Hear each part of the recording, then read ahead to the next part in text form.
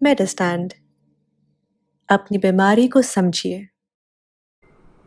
अस्सलाम वालेकुम ख़वातीन हज़रात, प्रोफेसर अज़ीज़ुर-रहमान, मेडिस्टैंड अपनी बीमारी को समझिए की तरफ से।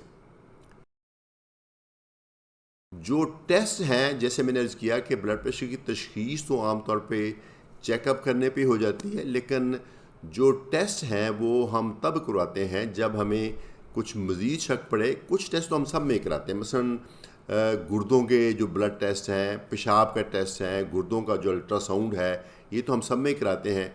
क्योंकि इसके साथ शुगर भी काफ़ी कॉमन है, यूरिक एसिड भी कॉमन है, कोलेस्ट्रॉल भी कॉमन है, इसलिए वो टेस्ट भी आमतौर पे साथ कराते हैं। ईसीजी अगर हो जाए तो भी बहुत अच्छा है।